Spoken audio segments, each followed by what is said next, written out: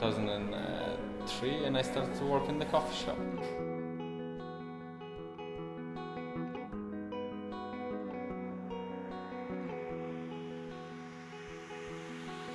I got promoted, so I was allowed to make coffee. It wasn't like a really proper coffee shop, it was more kind of like a bistro. So I was actually allowed to brew coffee. And we had a client that was after lunch every day, he had an espresso. And I was actually kind of wondering why he's paying so much for such a small amount of coffee. So I was adding some hot water into it. And after 2 weeks, he just came to me and said, well, listen, I actually like the espresso in the proper way, which is the short one. So that got me interested, and I've started to look up on the internet, ask people, and just meet people and ask about coffee and the brewing process and things like that, and that's how it got me here. I used to work for many years with the company that organizes trade fairs, and it was one of the topic was devoted to hotels, restaurants, and coffee bars. So I knew coffee equipment suppliers and some big companies with coffee, like very known brands, but it was a specialty coffee. So I was also involved in organizing a Polish Barista Championship. So I get connected to baristas and how you should prepare coffee, but I didn't know much about specialty coffee at that time. So then I met Konrad, and this is how it all started. And there is no way back now. Once you go black, you never come back.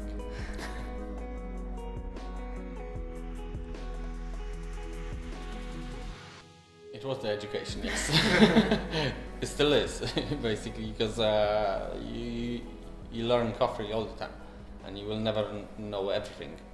So the education was the hardest part at the very beginning, because there was very little coffee shops in Poland that actually knew what they're doing. So with them it was a bit easier to cooperate, but trying to convince other people, other coffee shops to use specialty coffee was the biggest challenge. And I think comparing commercial products with the specialty coffee was one of the key things. So people actually start to like it, and then to explain them why the coffee it's more acidic than the other coffee and things like that, and just to explain the process of buying that kind of coffee, of growing that kind of coffee, to shipping and roasting and cupping and brewing and everything all together. And sometimes you had very little time, because they are busy people, so you have very little time to talk. So you just say compare it to wine or whatever product they know about, and then it was kind of easier to do it. Yeah, education and fundings, because now we have pretty nice equipment, and but when we started we had just one espresso machine, was single. Yeah, there was one group machine that was actually my private one that I bought when I was working abroad. So everything testing coffee and preparing and everything was much more difficult, but but it was also fun to do it and to build it from the scratch. Yeah, so we were like a little bit like children playing with all these things. Well, we still are actually. So when there's new coffees or something new when it comes to equipment, but mostly the coffee. When there's a new coffee, or when we are on the hunt for a new coffee, it's always like it's a hard work, but it's always a fun and joy that you have out of it. It's actually what keeps us going, probably.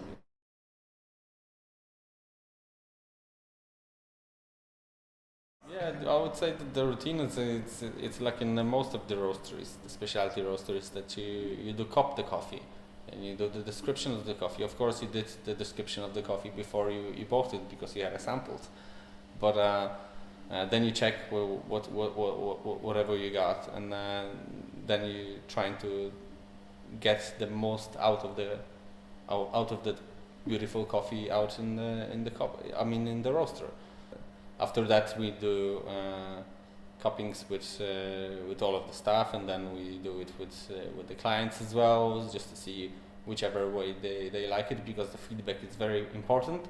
That's how you learn and can roast better and can get coffees that are actually, because there are preferences in every single country, and that's how we get to know what are the preferences throughout our clients, basically, just from feedback.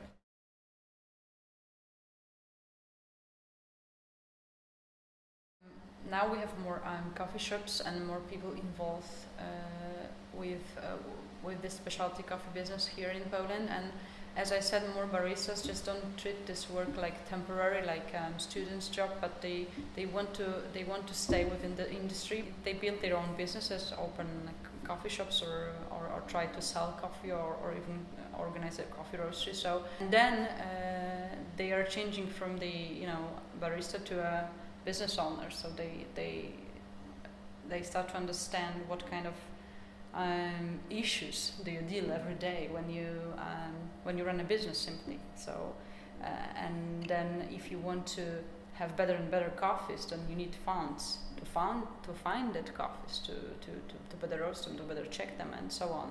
So now you have partners to talk and to exchange and to work with, and the market is changing more, is changing faster simply. So it is also for us a good lesson.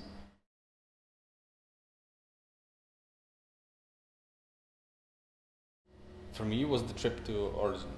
I think that was the first one. I was that was like a baby, kind of like acting. So I went to Ethiopia, and I was so excited about the everything over there that I bought actually too much coffee that we needed.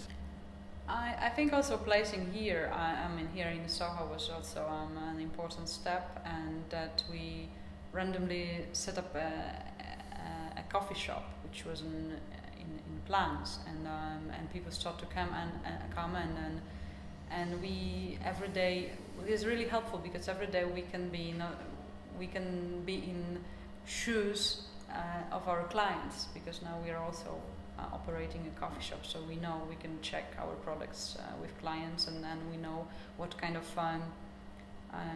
troubles, issues are at the side of our clients. So that's why we are better partners for them. So I think it was also important. Then the second trip. Then the second trip to Origin. It is something like a huge step. This year was my first trip to Origin, and I know that if you haven't been to Origin, then you know nothing about coffee.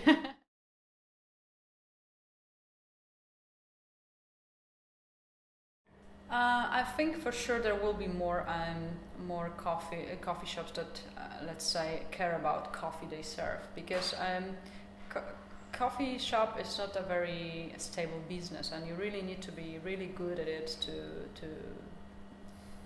to stay at the market. I can observe only the best ones really can operate like for a long time. So, and people want to spend their money on good products, and they want to feel that what they are drinking is good for them. And you can observe these trends, like with food, like with clothes, like with everything, that people are looking for better products, and not only of better quality, but also from sustainable production and from local production. They want to support, and people are spending their money more, like they more think about it more consciously. I think we're gonna have more better coffees when it comes to green beans, and I think there'll be a lot of them. There'll be more direct trading as well. And also we hope that more restaurants will get their interest in better coffee. How it although now it's really difficult to approach them because of many reasons, but this is what happened with wine. 10 years ago, you had just white or red wine, and that's it. And now you can find places where the menu is really built according to wines, and this is this change. And I think it should happen to coffee at certain point. I hope we get their interest soon.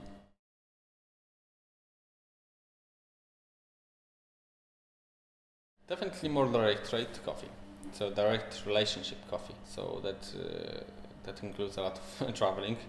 We do have a project with a small brewery as well, but that's been on for a year, and I think it's gonna be finalized this year. The other thing it's make it the coffee shop itself, our coffee shop, operating, I think, better. So as Ania said at the beginning, we didn't intend to have a coffee shop that people are coming in over here, but it looks like it does work. But we do want to improve a lot of things in it to make it better, so people can feel more comfortable and happy with what we have. Yeah, we feel a little bit obliged to do so, because more and more people are coming through recommendation here. Like they come especially to our coffee shop because they found out somewhere that it's worth to come because we have good coffee. So we feel like we should do it. So because also from people from abroad, we have some clients from Berlin and from Sweden and other countries. So we feel like a little pressure. And what my personal goal is to make Polish coffee and Polish coffees in more visible outside, and this is what I'm doing with our specialty coffee association of Europe Polish chapter, and this is what we are trying to focus on to make more sound that we here in Poland also have good coffee, good baristas, and good coffee shops. And